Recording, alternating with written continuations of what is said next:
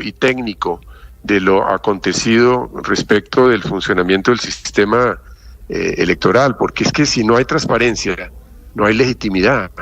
Y por eso, como lo han señalado instituciones de una gran respetabilidad como el Centro Carter, pues no se reúnen los estándares internacionales para que se pueda establecer como válido o aceptable los resultados comunicados por el Consejo Nacional Electoral. Sigan esa entrevista en nuestro canal de YouTube. En Blue le ponemos cara a la radio.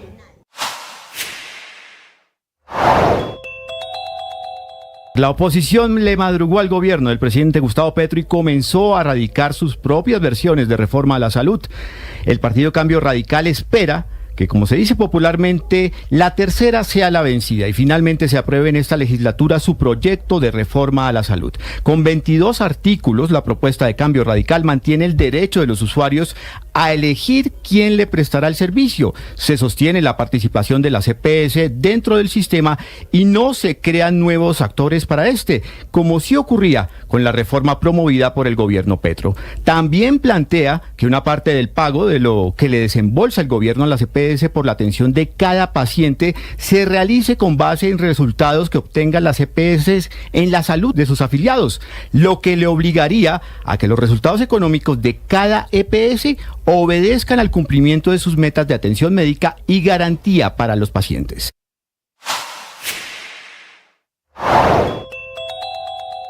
En Colombia sigue la preocupación por la crisis política en Venezuela, no solo por la violencia, sino también por la economía. El Ministerio de Hacienda advirtió que la crisis pone en riesgo la importación de gas que está en los planes de Ecopetrol. Por eso su presidente Ricardo Roa reconoce que seguramente el gas importado será más caro, pero asegura que la compañía trabaja para tener el menor impacto posible.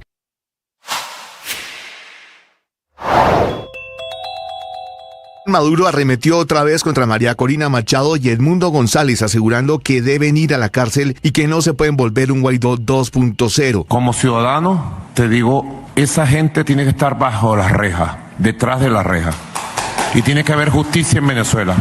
No puede haber un nuevo Leopoldo López, un Guaidó parte 2. Incluso acusó a la derecha internacional, incluyendo a 2 expresidentes colombianos, de estar detrás de las manifestaciones en contra del régimen venezolano. El que se mete con Venezuela se seca. A la internacional fascista, Elon Musk, Bolsonaro, Milei, Noboa, el represor asesino de Bukele, Vox y los narcotraficantes, asesinos y sicarios de Colombia, Álvaro Uribe Vélez e Iván Duque.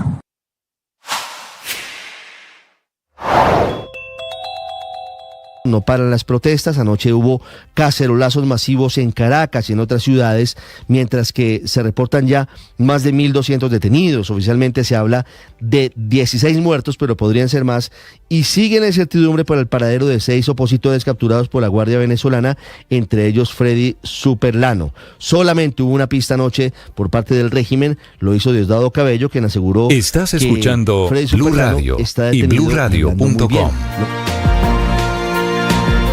Vamos a Caracas, 9:04 minutos. Seguimos hablando de la crisis política en Venezuela. Santiago Martínez, novedades que tienen que ver con una nueva cancelación por parte del Consejo Nacional Electoral de la presentación de un nuevo boletín para entregar detalles de los resultados electorales. Sí, Ricardo, por segundo día consecutivo. Primero fue ayer en horas de la tarde, alrededor de las 3, estaba pendiente ese boletín, y luego hoy a las 10 de la mañana, es decir, ahorita debe estar comenzando, son las 10:04 aquí en Caracas. Y no, fue suspendida esta declaración de Elvis Amoroso, presidente del Consejo Nacional Electoral, donde se suponía que iban a dar pues un nuevo boletín de resultados de las elecciones del pasado domingo, las presidenciales, que según ese primer y único boletín hasta ahora, ganó Nicolás Maduro con 51% de los votos, 5.4 millones si mal no recuerdo. Eso en el CNE, debo decirte, Ricardo, que es primera vez de que yo recuerdo ver haciendo cubrimiento de elecciones, que ya vamos a día jueves, es decir, han pasado 4 días y solamente han dado un boletín. De hecho, lo normal es que en la página, es que luego de ese primer boletín haya quizás 1 o 2 más, y luego vía electrónica en la página web del CNE uno vaya viendo cómo se va subiendo el porcentaje de actas escrutadas hasta llegar al 100%. No ha sucedido. Eso por un lado. Por otro, habló Diosdado Cabello, Ricardo, sobre Freddy Superlano. Freddy Superlano es, recordemos, este dirigente opositor que fue detenido o casi que secuestrado. Vimos las imágenes del llegando a su residencia aquí en Caracas, bajado de su camioneta color negra, montado en una camioneta color plateado y llevado con rumbo desconocido a esta hora, 10:05 minutos de hoy jueves. Ya han pasado casi 48 horas y no se sabe su paradero, pero anoche Diosdado Cabello habló y dijo lo siguiente, escuchemos. Diosdado, María Corina le entregó la responsabilidad de quemar al país a Leopoldo López.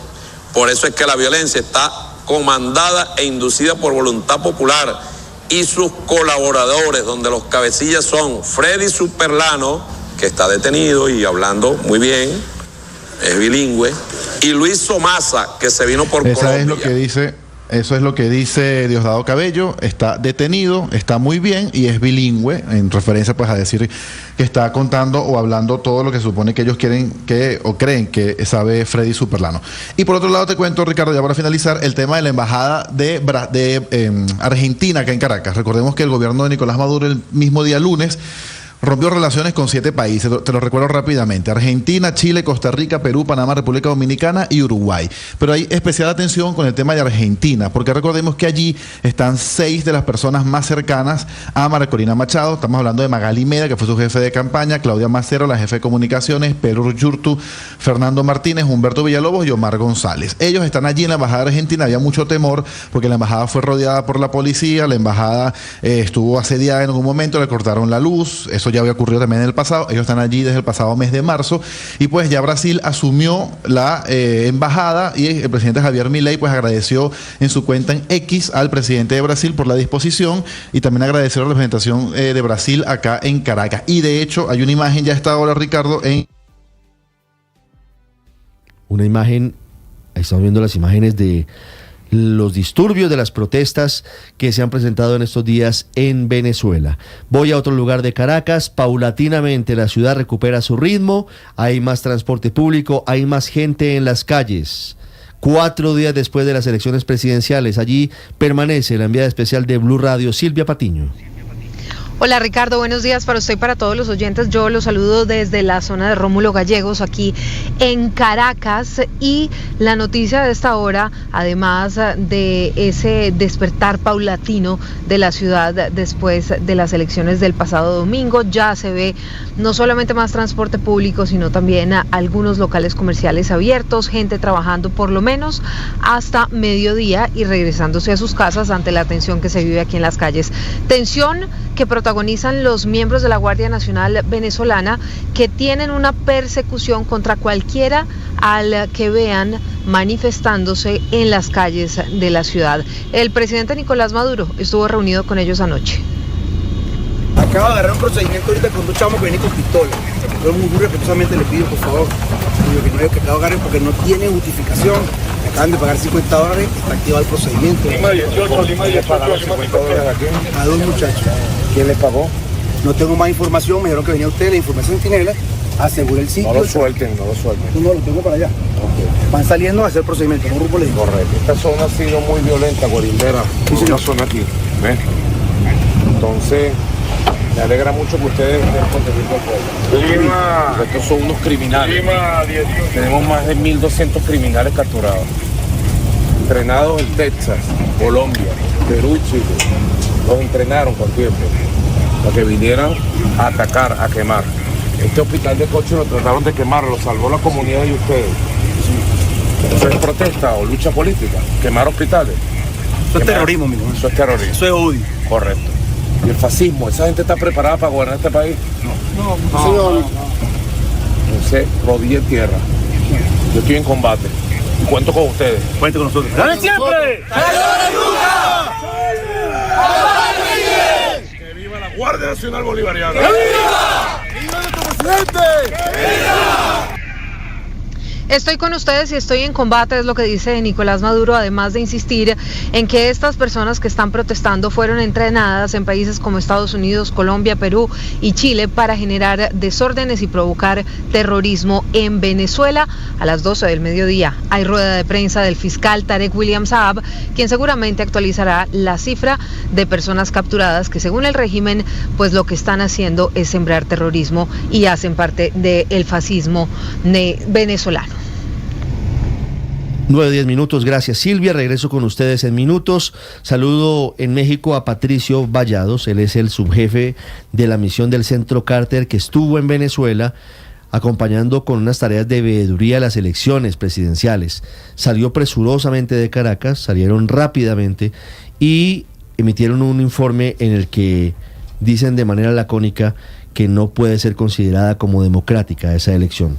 Don Patricio, buenos días. Buen día, Ricardo. Don Patricio, ¿qué conclusiones, qué elementos los llevan ustedes a esa afirmación de que las elecciones del domingo en Venezuela no fueron democráticas?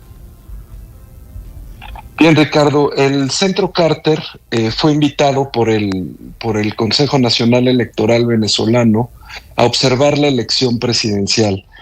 A partir de eso desplegó una misión con 17 expertos de 11 países y ahí estuvimos más de un mes entrevistándonos con autoridades electorales, partidos, candidatos, ONGs, etcétera, etcétera, precisamente para ver las condiciones en las que se dio este proceso electoral. Acudimos al simulacro de finales de julio y desde luego a la jornada. A partir de eso, el Centro Carter lo que concluye es que las condiciones en las que se llevó a cabo este proceso electoral no alcanzan los estándares internacionales de integridad electoral.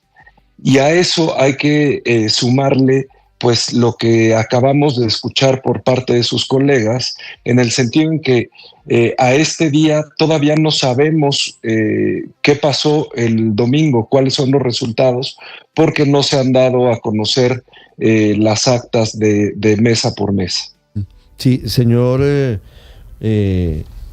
Patricio, integrante de esta comisión, señor Vallados, quiero preguntarle por los detalles que ustedes entregan en este comunicado, en los que hablan de los problemas que se presentaron durante el proceso de revisión y de totalización de los escrutinios. ¿Qué fue lo que encontraron durante este mes? Bien, pues existen varios elementos que nosotros señalamos. Se los puedo resumir básicamente en tres. En primer lugar, para que haya una elección en donde se permita ejercer el derecho fundamental a la participación política de la ciudadanía, los sistemas electorales tienen que ser muy incluyentes en cuanto a la posibilidad de las personas para registrarse y estar en el registro electoral y poder ejercer su sufragio. Lo que encontramos fue que en este proceso presidencial la autoridad electoral decidió hacer un ejercicio especial, intensivo, de llamado al registro mucho más corto que en otras elecciones, fue de menos de un mes y con menos lugares físicos para poder hacer el registro. Fueron alrededor de 1,000 cuando en otras elecciones han sido mucho más. Esto también se suma al proceso del registro de electores en el extranjero, en donde tanto por las restricciones legales como por los horarios de atención y los días en los que los migrantes podían hacer su registro, pues impidieron que muchos venezolanos que podían haber votado no lo pudieran hacer simplemente porque no lograron inscribirse. En segundo lugar, en las campañas electorales, lo que nosotros encontramos es que no hubo una cancha pareja. En cuestión de medios, en cuestión de gasto, en cuestión de posibilidad de las distintas candidaturas para desplegar su oferta electoral, la contienda no fue pareja y lo que se dio es pues una predominancia de la candidatura del gobierno, del partido del gobierno y los partidos que lo respaldan en relación con las demás candidaturas. Y desde luego que en el tema de las propias candidaturas lo que tenemos es una historia anterior en donde la autoridad electoral y después el Tribunal Supremo no permitieron el registro de la candidatura de quien había ganado las primarias de la oposición. La autoridad electoral impidió el registro de la segunda propuesta de la oposición, la académica Corina Lloris, y posteriormente fue que se pudo dar un registro ulterior del candidato Edmundo. Entonces, esos tres yo creo que pueden sumar las condiciones en las que se dio este proceso electoral, que no obstante llegó al domingo 28 con una participación ejemplar en donde las y los venezolanos pues acudieron de forma pacífica a las urnas y ejercieron su derecho en una jornada que fue desde el punto de vista del Centro Carter muy exitosa. Sí. Señor Vallados, ¿ustedes pudieron revisar los resultados de las elecciones del domingo? ¿Ustedes tuvieron la posibilidad el mismo domingo después de las 6 de la tarde, que fue cuando cerraron los centros electorales, o el lunes tuvieron la posibilidad de revisar el material electoral o los resultados de las elecciones?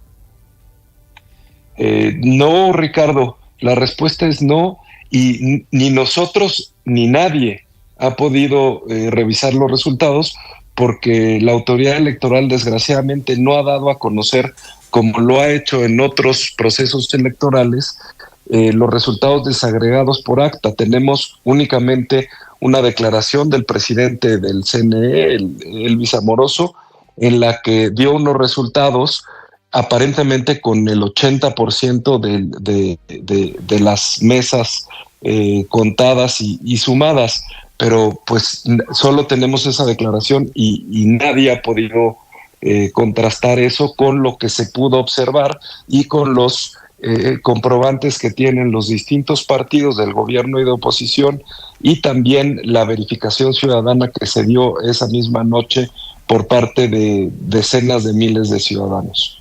Sobre esos comprobantes electorales que tiene la oposición, hablábamos aquí con algunos de ellos el lunes y nos decían que en los comprobantes que ellos tienen les dan que en absolutamente todos los municipios del país triunfó Edmundo González.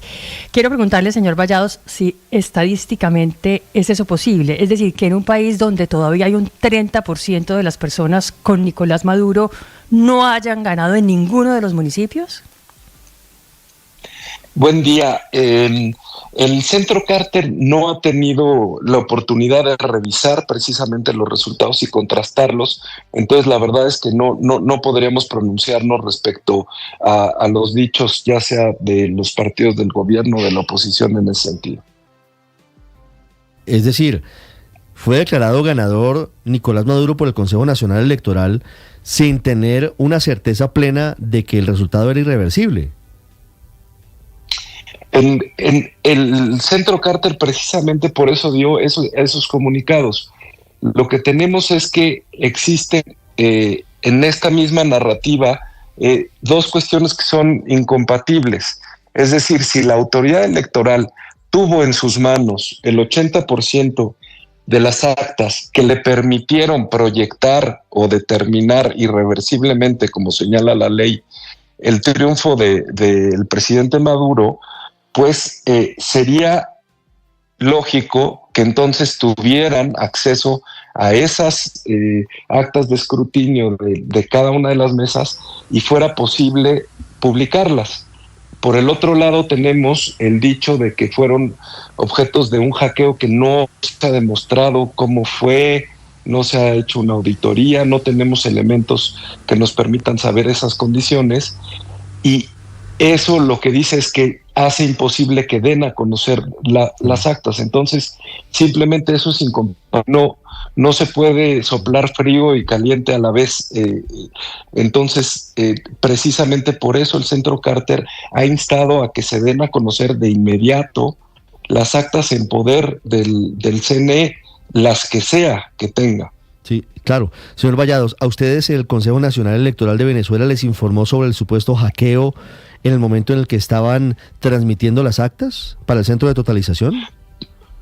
Tuvimos conocimiento de él por la información que hizo pública el presidente Amoroso únicamente. Es decir, en el momento en el que anunció la supuesta victoria de Nicolás Maduro, ¿a ustedes antes no les informaron sobre esa anomalía, supuesta anomalía en las elecciones?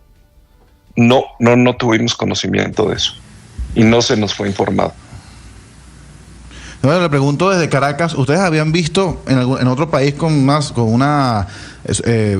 un trabajo similar, algo a esto que ha pasado aquí en Venezuela, donde se dan un resultado, donde la otra parte pide las actas no aparecen, ya han pasado 4 días? ¿Esto lo habían visto en otro país, en otra elección? Bien, pues cada sistema electoral es distinto y distintos grados de oportunidad, pero esos grados de oportunidad se anuncian previamente y eso contribuye a la certeza del proceso y a esa transparencia. En países, por ejemplo, donde el voto es manual, donde se da en papeleta y tienen extensiones grandes de terreno, bueno, pues se tardan algunos días, inclusive semanas, como en el caso de la India, en tener los resultados. Pero es una cosa que ya se sabe. Aquí lo que sorprende es que en distintas elecciones previas, la autoridad electoral había dado a conocer estas actas mesa por mesa con toda oportunidad. Entonces, esto respecto a los estándares que ya había generado Venezuela, resulta pues preocupante, porque es el propio sistema el que permite transmitir de forma digital. Nosotros acudimos a distintas auditorías de funcionamiento de las máquinas con pues muy altos grados de eficiencia. Entonces, lo que sabemos es que sí se transmitieron.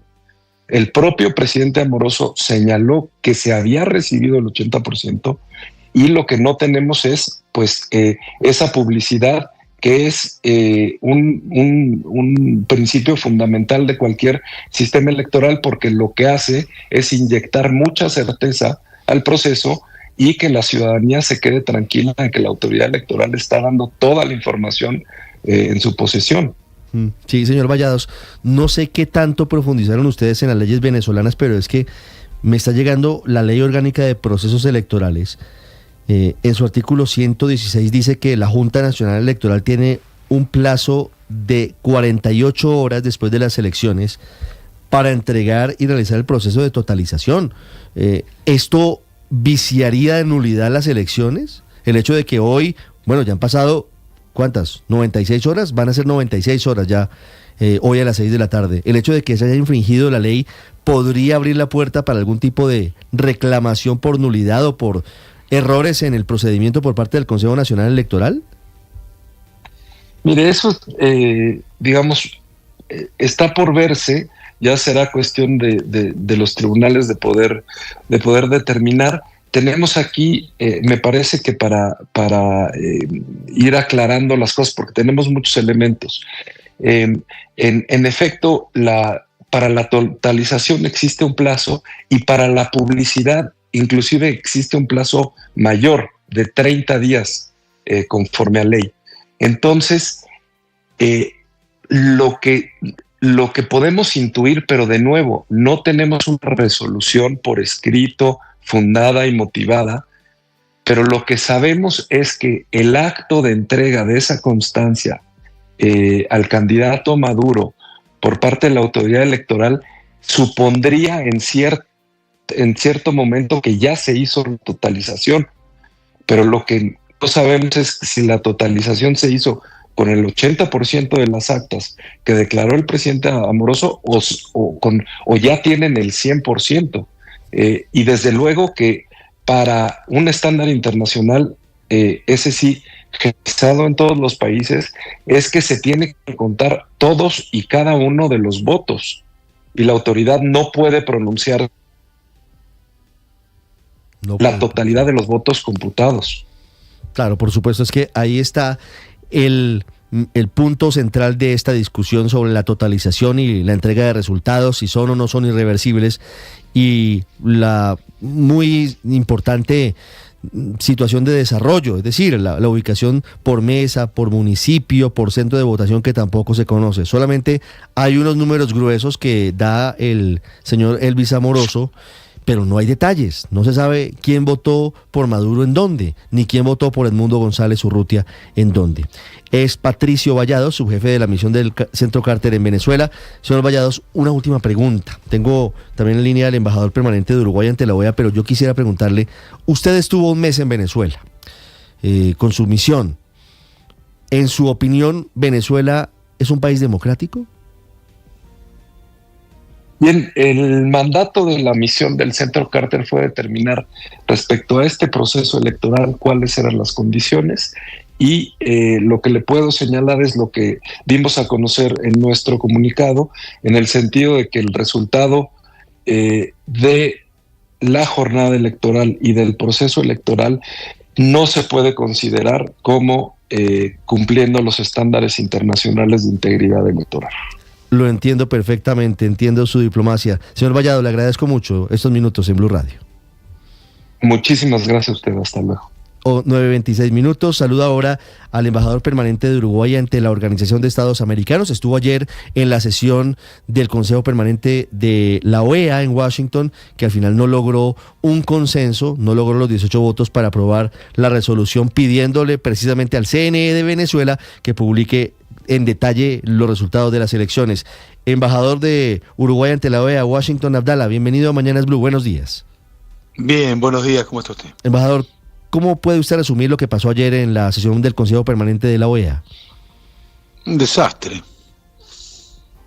¿Y cómo considera la opinión la búsqueda de lo que significó Colombia, México, Brasil, Bolivia, los países o que se abstuvieron o que simplemente no estuvieron presentes en la sesión? ¿Cómo cataloga usted esas actuaciones en medio de lo que significa la situación difícil de Venezuela y la crisis política de ese país? Mire, yo no juzgo intenciones, juzgo hechos. Los hechos son que hubo 17 votos a favor de tratar de reclamar un proceso de verificación integral sobre los resultados a lo que usted hacía referencia, que son bastante elocuentes, y luego existieron abstenciones y ausencias. Uno se ubica al lado de la historia donde entiende pertinente. Los que creíamos que era importante, y seguimos creyendo, que esa información se haga pública, porque es imprescindible para el fortalecimiento de la voluntad soberana del pueblo venezolano, recorrimos el camino de instar a que esa información se hiciera pública. Y los otros tuvieron la otra posición. Cada uno se juzga, o sea, cada país sabrá por qué lo hizo. Yo vi las manifestaciones del canciller colombiano el día anterior y pensé que estaba en sintonía con el documento que luego se estaba procesando en la OEA. No fue así. Colombia tendrá su interpretación, será colombiana, no es la mía, la de Uruguay. Nosotros creemos que era imprescindible reconocer la participación de la gente, que era imprescindible instar al Consejo Nacional Electoral a que mostrara las actas y que se hiciera una verificación de manera independiente, porque además estamos convencidos de que, como dice mi presidente, el que oculta la información por algo la oculta. O sea, si usted no tiene nada que ocultar, lo que hace es muestra las actas y le dice al mundo, mire cómo gané. Desaparecieron las actas del señor Maduro, hace 3 días que no están las actas, linda con la paranoia de esta situación. O sea, esto no es serio. Por más que el señor del Centro Carter decía lo que decía, la verdad es que ellos pudieron constatar, y el documento del Centro Carter es elocuente, absolutamente elocuente. Lo convoca la dictadura de Maduro al Centro Carter y el Centro Carter les dice que no funcionó nada de lo que ellos convocaron. Bueno, a ver, más claro échele agua.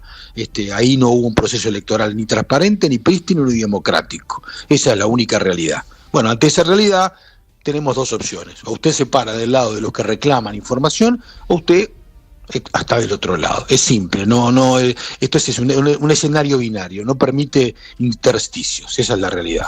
Embajador, hay un grupo de países que intenta una negociación con el régimen, con Nicolás Maduro. Ahí están Colombia, Brasil, México. No les ha ido bien, a lo largo del tiempo, Llevan 20 y pico de años tratando de conversar con una dictadura y la verdad es que no les ha ido bien. Ojalá les vaya bárbaro, es lo único que le puedo decir. Ojalá les vaya muy bien. La verdad es que el pueblo venezolano, tengo la impresión de que no confía en ningún tipo de negociación y no les ha ido bien a ninguno de los que han querido a lo largo de estos 20 y pico de años dialogar con el régimen. Ojalá les vaya muy bien. Se lo deseo de verdad y con el máximo de afecto por el pueblo venezolano. Pero tengo la impresión de que todos los que intentan esa noria caen en una cosa que no termina en nada. Pero bueno, ojalá les vaya muy bien. Embajador Abdala, nos decía hace unos minutos el señor Vallados de la misión Carter precisamente que nunca hubo una cancha pareja, ni en medios ni en gastos, y que precisamente pues lo que hizo el gobierno tanto publicitariamente como en propaganda y como en gastos electorales fue mucho mayor a lo que pudo haber hecho a la oposición.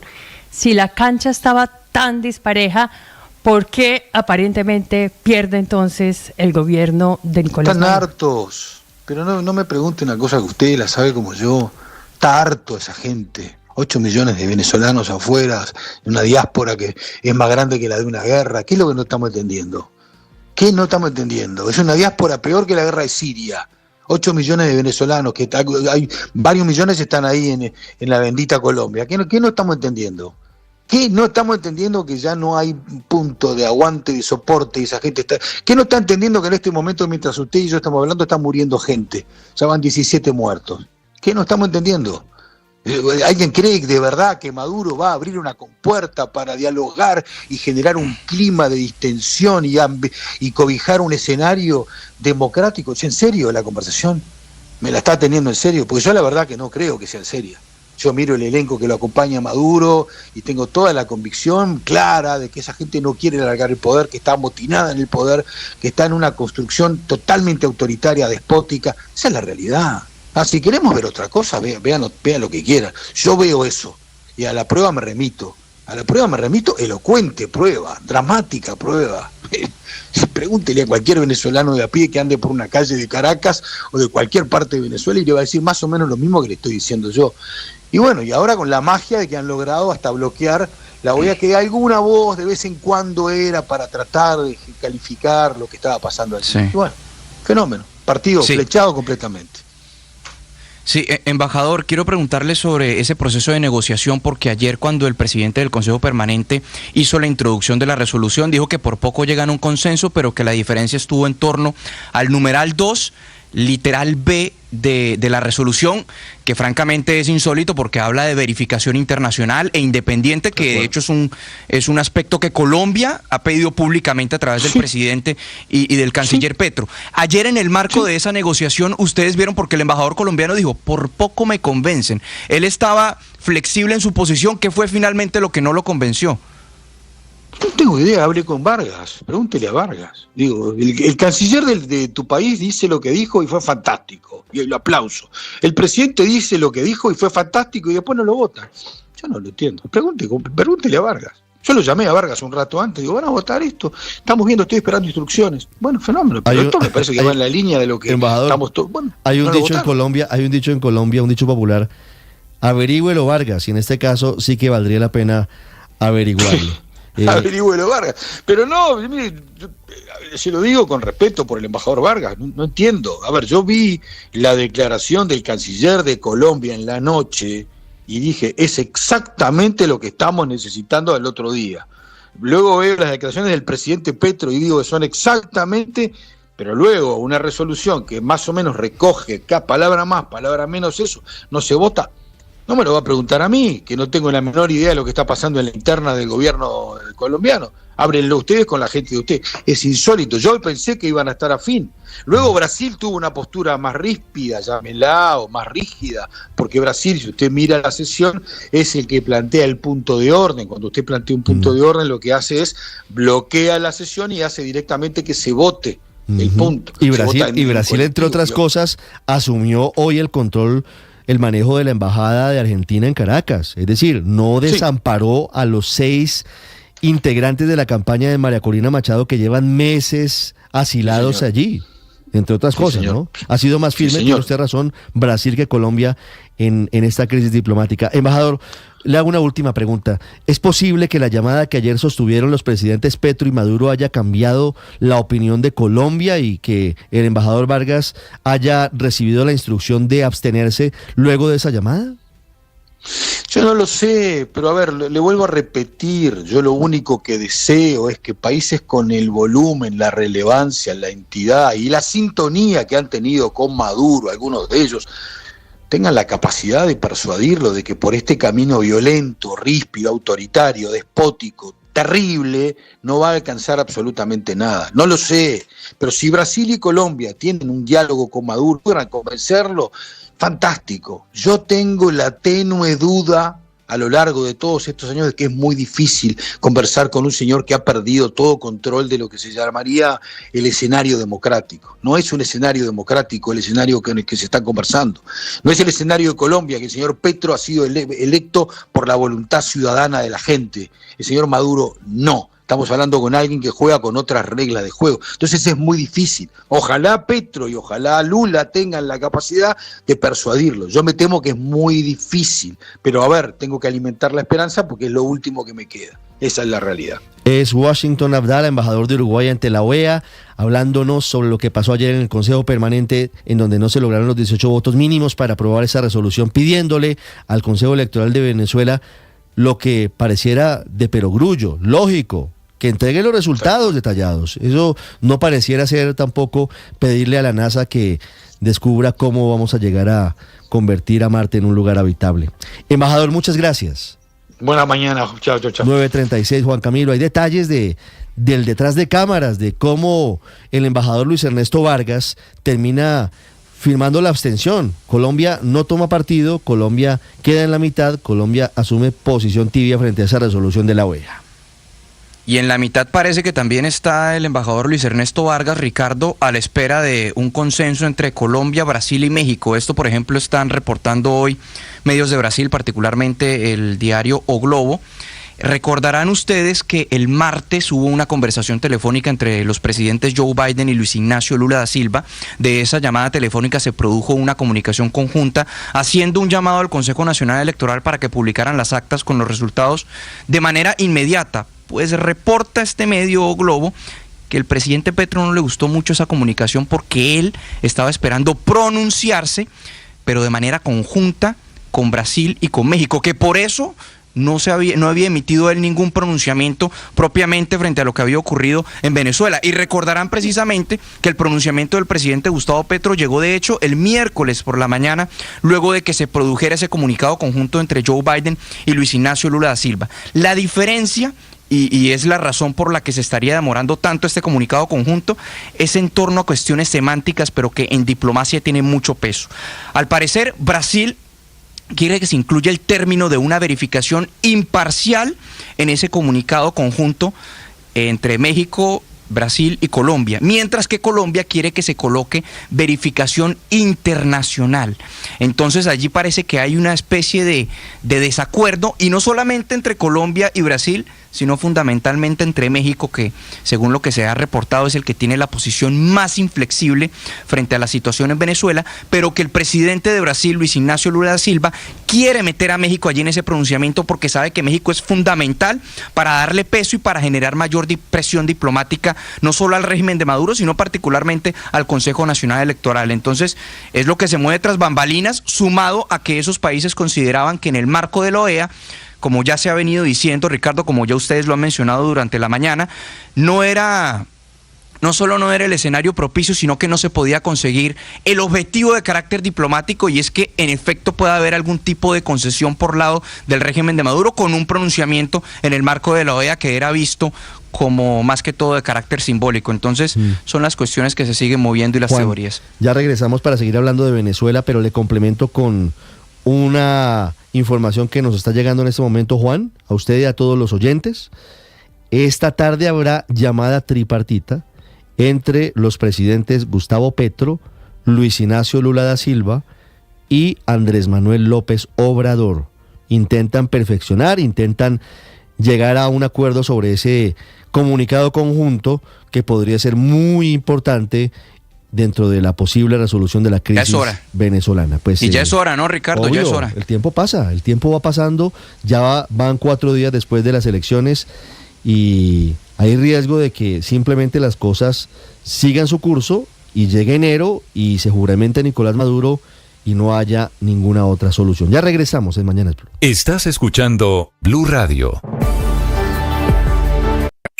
Escanea este código y suscríbete a nuestro canal de YouTube, @Blue Radio Co. Y disfruta y participa de la programación de Blue Radio. Blue Radio, le ponemos cara a la radio. Blue Radio, la alternativa.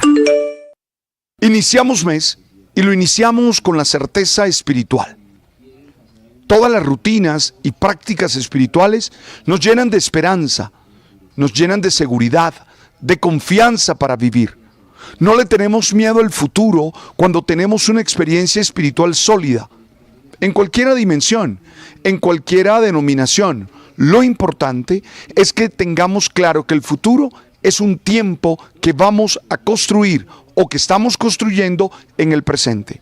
Inicio con el oracional El Man está vivo, nuestra herramienta poderosa para la experiencia espiritual de hoy. Tú sabes.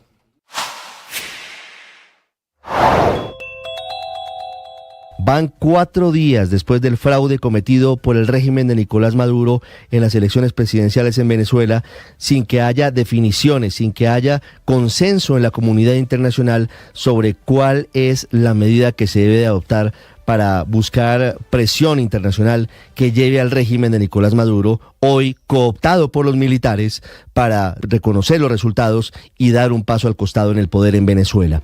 En medio de esas discusiones, en medio de esa controversia, el presidente Nicolás Maduro de Venezuela ha confirmado un canal de diálogo confidencial con el presidente de Colombia, Gustavo Petro, en torno a la crisis política desatada por las elecciones del pasado domingo. Maduro dijo ayer en una rueda de prensa con corresponsales internacionales que el presidente Petro le parece una persona respetada, de quien escucha consejos en los días de crisis. El presidente Petro recibió esta llamada mientras estaba en Piedecuesta, Santander. En la Casa de Nariño aseguran que esta llamada fue para despejar las graves dudas que tiene Colombia sobre el resultado que entregó el Consejo Nacional Electoral de Venezuela, también para pedir transparencia y para pedir un diálogo entre el gobierno y la oposición.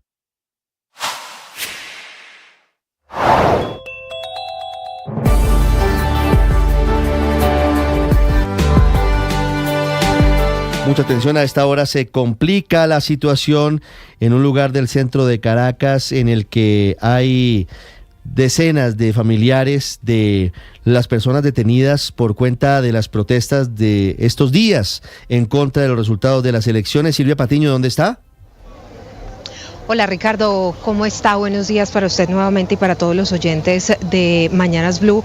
Estoy en la conocida zona 7 de la policía aquí en Caracas, donde sí señora, hay decenas de familiares tratando de saber qué pasó con aquellas personas que fueron y que han sido detenidas en esas redadas del régimen de Nicolás Maduro en contra de quienes están protestando por los resultados de las elecciones presidenciales del pasado domingo.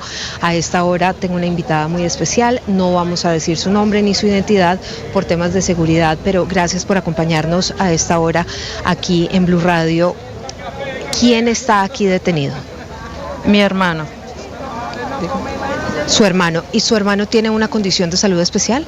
Sí, mi hermano es discapacitado desde hace 11 años, con una discapacidad neuromusculoesquelético, ha pasado por 2 ACV y es paciente epiléptico, o sea, si deja de tomar su tratamiento, convulsiona. ¿Y por qué lo detuvieron? ¿En qué condiciones, en qué circunstancias? Mi hermano vive cerca del lugar donde estaban protestando y bueno, casualmente le iba pasando. Mi hermano es una persona que no puede levantar ni un bloque porque no tiene la capacidad, la fuerza motora para eso.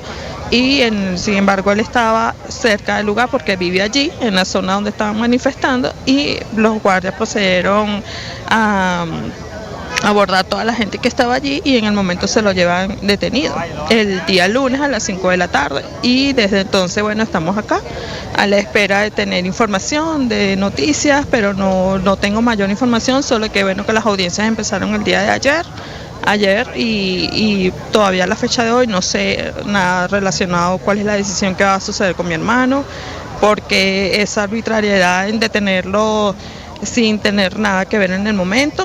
Y bueno, preocupada por el tratamiento de mi hermano, que lo esté recibiendo en realidad y que no le pase nada. ¿Usted ha tenido la oportunidad de traerle comida, de traerle sus medicamentos? Sí, nosotros de verdad hemos sido bien receptivos con la policía donde él está aquí.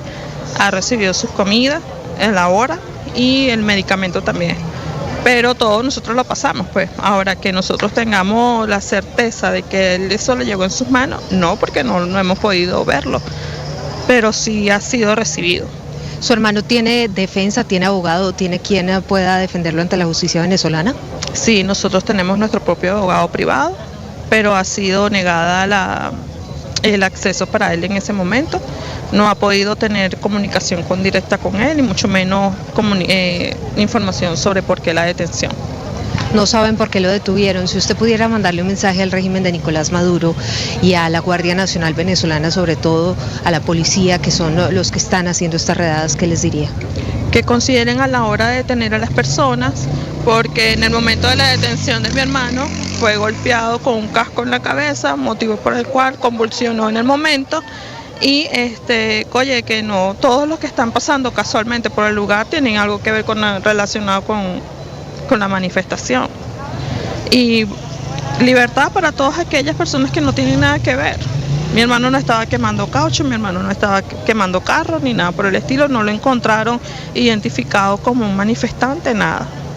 Ricardo, ya mismo voy a ponerle aquí el audífono a nuestra invitada, que ha pedido, por supuesto, que cuidemos su identidad por miedo, pero ya lo está oyendo. Mire, lamentamos mucho lo que está pasando con su hermano. No me diga el sitio exacto, pero ¿en qué zona de Caracas se produjo la captura de su hermano? En el estado Miranda. En el estado Miranda, es decir, en el este de Caracas. Sí. ¿Quién se lo llevó? La Guardia Nacional. La Guardia Nacional. El lunes a las 5 de la tarde, me dice usted. Sí. Lunes a las 5 de la tarde, han pasado casi 3 días. ¿Ustedes han recibido alguna notificación oficial de que él está detenido ahí en Boleitia? Solamente que él se encuentra aquí en el sitio, pero hasta allí no hemos recibido mayor información. ¿Le han permitido, permítame insistirle, tener un abogado? ¿Él tiene quien lo defienda en las audiencias? Por la parte pública del Estado, pero el abogado privado no, sí, exacto. Sí. ¿Él necesita medicamentos? Sí, ya ha sido suministrado, él ya los tiene a su alcance, o sea, se los están haciendo llegar en el momento que los tiene que tomar. ¿Sabe qué delitos le están imputando a él? No, ninguno. ¿No le están imputando delitos o no sabe usted qué delito le están imputando? No tengo conocimiento de cuáles. Sí. ¿Hay alguna posibilidad de que lo dejen libre teniendo en cuenta la condición de su hermano? ¿Hay alguien que les haya indicado que, por todo lo que usted nos ha dicho, que era materialmente imposible que él estuviera participando de las guarimbas, protestando, lo dejen en libertad? Existe la posibilidad, dada su condición, más no la certeza de que fuese así. Ya que en el caso están involucrados menores de edad, entonces no sabría decirle, o sea, son tantas las hipótesis, pero no tengo información de si sí o no, nada, ningún tipo de información. ¿Cuándo debe terminar cuándo deben terminar las audiencias? Es decir, ¿cuándo deberíamos saber si su hermano es dejado en libertad como esperamos que ocurra o es enviado a la cárcel? No, es que esa es la gran angustia de todos los familiares que nos encontramos acá presentes, que no nos han dado ningún tipo de información de quiénes han sido quienes han recibido la audiencia, quién tiene decisión, quién tiene alguna información. Hasta ahora, los momentos, pasaron una lista con unos detenidos que fueron trasladados a la noche de ayer, pero no sé mayor información sobre cuándo van a recibir la audiencia a los demás, si lo van a dejar detenido tanto tiempo, ningún tipo de información hemos recibido. Mire, pues lamento lo que está pasándole a usted, a su familia. Quisiera preguntarle de manera genérica, ¿qué opina usted de la forma de actuar de la Guardia Nacional frente a las protestas, en este caso, en el caso de su hermano? Bueno, Ricardo, ella... Mire el temor que sufren y que sienten todas las personas, a pesar de que no está identificada, de que no se sabe quién es, de decir lo que piensan, de decir lo que opinan. Sí, no. Escuchan la moto o escuchan a alguien que está cerca, se asustan y no dicen lo que opinan, no pueden expresarse libremente. No. No, Ricardo. No, y no la vamos a poner en aprieto, Silvia, por supuesto. Sí, de acuerdo. Pero muestra la forma en la que la dictadura, que todavía algunos tienen dudas de que sea una dictadura, está actuando. La tenaza está completamente cerrada. El puño de hierro está cerrado. Está completamente apretado. Con sus fuerzas paramilitares, entre otras, que son los colectivos, Silvia. Sí, Ricardo, vamos a darle las gracias a nuestra invitada. Voy a ver si podemos hablar con más personas a esta hora. Yo le cuento, Ricardo, que Ahorita conversábamos con un señor, a su esposa que también iba pasando por la calle de 57 años, se la llevaron y no tiene información, ¿no?, sobre su paradero ni sobre lo que está pasando con ella. Buenos días. Para Blue Radio en Colombia, ¿ustedes tienen información sobre sus familiares? No salgo en ninguna cámara. No quiero salir en cámara. No. Todos tenemos miedo de salir en una cámara. Sí, mi familiar está en Yare, se lo llevaron hoy. Se lo llevaron anoche. Y ni siquiera le hicieron un juicio, nada más se lo llevaron. Yare es la cárcel. Desde el lunes aquí. Está desde el lunes en la cárcel de Yare. Ahorita, Ricardo, desde hoy. Se lo llevaron anoche a la cárcel de Yare. Ahorita había unas personas con una lista de nombres. ¿Qué era lo que estaban informando? Estaban informando los que se llevaron a Yare. Se llevaron como a 80 personas más o menos. Sí. ¿Qué estaba haciendo su familiar para que se lo hubieran llevado, para que lo hubieran detenido, o para que hubiera sido víctima de estas detenciones arbitrarias? Mi hijo estaba en una manifestación pacífica y llegaron los guardias lanzándole lacrimógena. Mi hijo y mi esposo está aquí, mi hijo está en Yare. A uno se lo llevaron para Yare. Pues Ricardo, ese es el drama de las familias que también las terminan separando. Uno está en Yare, el otro está aquí en este comando de la policía. Es la situación que registramos a las 10 de la mañana, 51 minutos aquí en Caracas. Estás escuchando Blue Radio. Escanea este código y suscríbete a nuestro canal de YouTube, @Blue Radio Co. Y disfruta y participa de la programación de Blue Radio. Blue Radio, le ponemos cara a la radio. Blue Radio, la alternativa.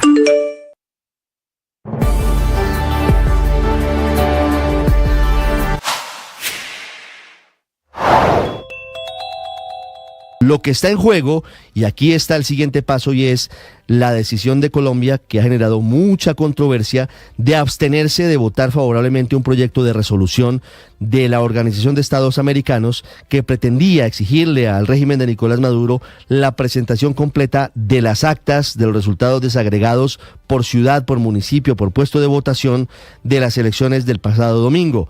Y es que aparentemente, y esto lo dicen fuentes de la Cancillería en Colombia, hay conversaciones confidenciales de varios países de América Latina, entre ellos Colombia, Brasil, México y Estados Unidos, con el régimen de Nicolás Maduro, intentando buscarle una salida a la situación. Sin embargo, lo que quedó claro es que Colombia fue uno de los 11 países que se abstuvo de votar esa resolución de la OEA que pretendía poner mayor presión al régimen para que publicara las actas electorales. Anoche no prosperó esa resolución, le faltó un solo voto. Ante la OEA, el embajador de Colombia, Luis Ernesto Vargas, dijo que esa organización y esa resolución era básicamente un canto a la bandera.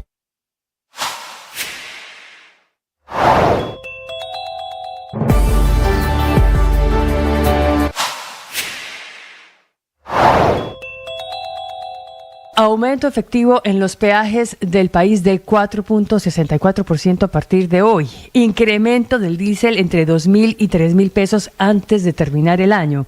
Sexta rebaja consecutiva en las tasas de interés el día de ayer y desempleo en el mes de junio del 10.3%, mucho menos bueno que el de hace un año, con una disminución de 130.000 empleos y un aumento de 280.000 desocupados. 5 noticias de enorme interés para el bolsillo de millones de colombianos y por supuesto también para la economía del país y las finanzas del Estado. Tripleta de bolsillos que celebran la noticia más importante de todas. La sexta rebaja consecutiva en las tasas de interés en el país, que quedaron en el 10.75% tras la reducción ayer de otros 50 puntos básicos, gracias al buen comportamiento de la economía y a una inflación anual que a junio se mantuvo estable en el 7.2%. No obstante, con nubarrones por la carestía de alimentos, carestía que subió del 4.4% al 5.3% en el último año por fenómenos climáticos, obligando así a la Junta Directiva del Banco de la República a mantener la prudencia por los riesgos que subsisten sobre el comportamiento del costo de vida en el país.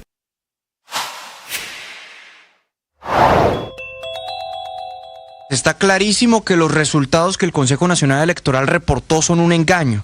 ¿Cómo será de escandaloso el fraude que ni los países que felicitaron a Nicolás Maduro públicamente, como Honduras, fueron capaces de votar a favor la resolución de anoche, en contra de la resolución de anoche.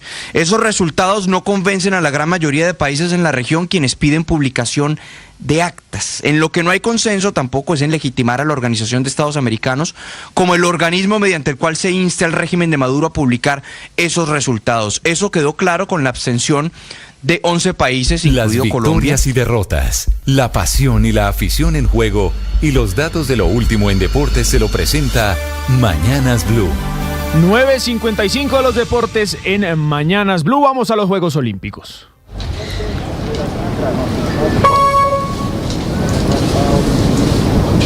Pero no, le dio el tiro al colombiano, sí. Le cedió.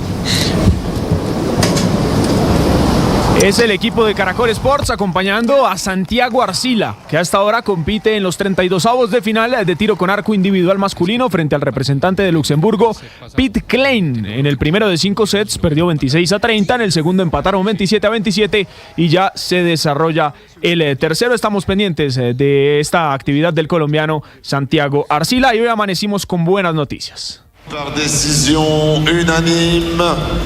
In blue, from Colombia, Ingrid Valencia. Es la victoria de Ingrid Valencia, la boxeadora colombiana, en los 50 kilogramos sobre la australiana Monique Surashi por decisión unánime, 5-0 para clasificar a los cuartos de final. Ingrid aseguró diploma olímpico. Acá viene el mejor de cada país y bueno, Australia no se queda atrás, es una de las primeras en su continente, estaba plantada, me estaba esperando, sentí que di todo lo mejor de mí.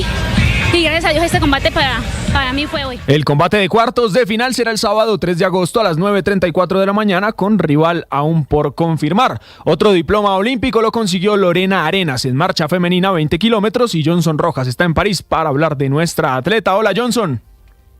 Hola Juan Camilo, buenos días. La atleta colombiana Lorena Arenas consiguió el cuarto lugar en la prueba de 20 kilómetros marcha que se cumplió acá en el Trocadero en los Juegos Olímpicos de París 2024. La prueba la ganó la china Yan, el segundo lugar fue para la española María Pérez, que se llevó la plata, y el bronce para Jemima Montag de Australia.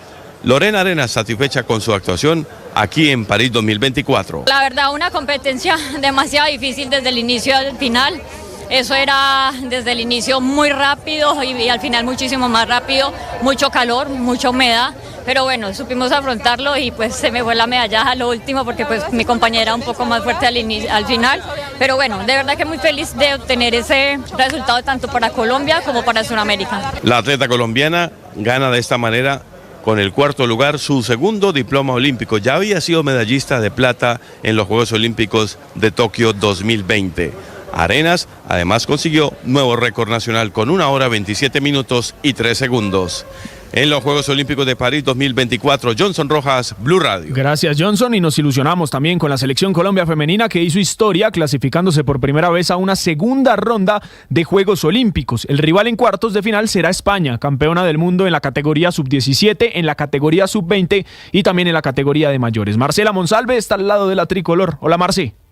Hola Juan Camilo, muy buenos días para todos. Tras la clasificación hubo emociones encontradas. Primero, felicidad total por el paso histórico a unos cuartos de final en unos Juegos Olímpicos, pero también un sinsabor y también algo de impotencia por cerrar con derrota ante Canadá en esta fase de grupos, por la mínima diferencia, por esos pequeños detalles, pero con un balance general muy positivo, con aspectos para trabajar, para corregir, pensando ya por supuesto en lo que se viene, que será la selección de España. Las jugadoras colombianas siguen marcando historia aquí en Francia. Sabemos lo que es jugar unos olímpicos, la calidad de equipos que había también en nuestro grupo y lo difícil que iba a ser. Sabíamos que era de correr, de mucha intensidad. Colombia vino a eso, a buscar obviamente el resultado, clasificar de primero. Por ahí las cosas no nos salieron como lo esperábamos, estamos en cuartos de todos modos.